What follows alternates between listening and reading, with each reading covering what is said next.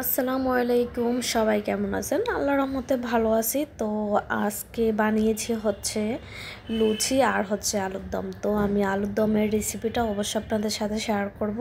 আর যার যার ভালো লাগে অবশ্যই লাইক দিয়ে কমেন্ট করে ফুল ভিডিওটা দেখবেন। তো চলে যাচ্ছি আমি রান্নাতে। প্রথমে আমি আলুগুলিকে ছিলে নিয়েছি, ছিলে ধুয়ে নিব।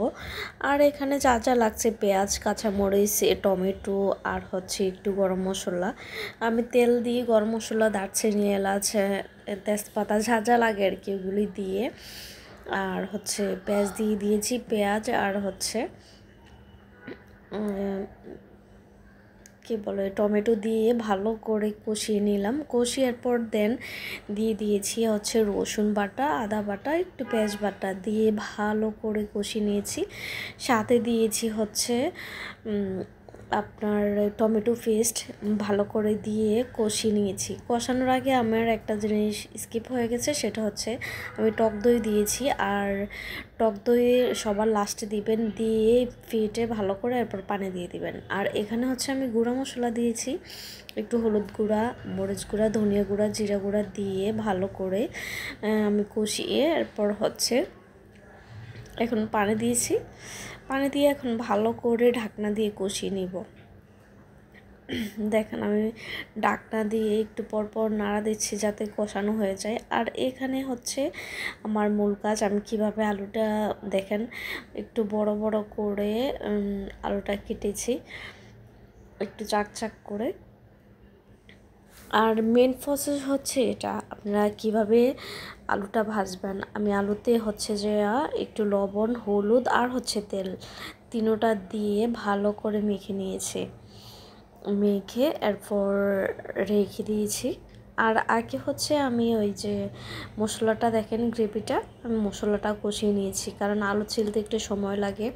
আমি এরকমই করি, যেহেতু দেখা যায় যে আমার বসে এখন কাটাকুটা নিষেধ। তো বুয়া যেটা রেখেছিলাম ওইটা চলে গেছে, সেই জন্য এখন মাঝে মাঝে দেখা যায় তো নিজেরটা নিজে একটু হালকা পাতলা করা লাগে। তো আমি দাঁড়িয়ে কেটে নিলাম আর কি। কী করা, এখানে হচ্ছে আমি আলুটি ভেজে নিলাম ভালো করে।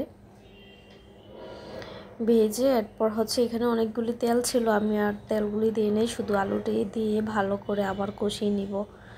দেখেন, আর অবশ্যই টক দই দেওয়ার জন্য চেষ্টা করবেন। টক দই দিলে এরপর খাবারের টেস্টটা ভালো আসে। আর পারলে আপনি বাদাম বাটা দিবেন, এটাতে বাদাম বাটা দিলে বেশি ভালো লাগে। আমার কাছে বাদাম বাটা ছিল না, সেই জন্য দিই নেই। এরপর দেন আমার এটা হয়ে গেছে আলুর দমটা। আমি লাস্টে গরম মশলা দিয়ে দিচ্ছি, দিয়ে এখন হচ্ছে একটু নাড়া দিয়ে ঢেকে রেখে দিব লবণটা চেক করে। আর এখানে হচ্ছে আমি লুচিটা রেসিপিটা দেওয়া হয় নাই, এই তো আমি ভেজে নিচ্ছি অনেকগুলি। দেখেন লুচি ভেজেছিলাম। তো ঠান্ডা ঠান্ডা অবশ্যই এগুলি ভালো লাগে, এখন যেহেতু ঠান্ডা পড়তেছে। যার যার এরকম ভাজা পোড়া ভালো লাগে ঠান্ডার সময় খেয়ে দেখবেন, খুব ভালো লাগবে। আমার তো অবশ্যই অনেক বেশি ভালো লাগে। তো যার যার ভালো লাগছে অবশ্যই কমেন্ট করে জানাবেন। আমি আলুর দমটা একটা বাটিতে ভেড়ে নিচ্ছি খাবারের জন্য। তখন মাগরিবের পর হয়ে গেছে মনে হয়, সম্ভবত হ্যাঁ। আর মাগরিবের পর হয়ে গেছে, কারণ মাগরিবের পর সবাই দেখা যায় যে একটা নাস্তা খায়। তো সেজন্য নাস্তাটা বানিয়ে ফেললাম। আর অনেকটাই ঠান্ডা পড়তেছে ঢাকাতে, কোথায় কোথায় ঠান্ডা পড়ে অবশ্যই কমেন্ট করে জানাবেন। আর ঠান্ডায় কিন্তু এই আলুর দম, পুরি বলেন, লুচি বলেন, অবশ্যই ভালো লাগে। আর কার কার ভালো লাগছে অবশ্যই কমেন্ট করে জানাবেন। তো ভালো থাকবেন, আজকের জন্য এখানে, আল্লাহ হাফিজ।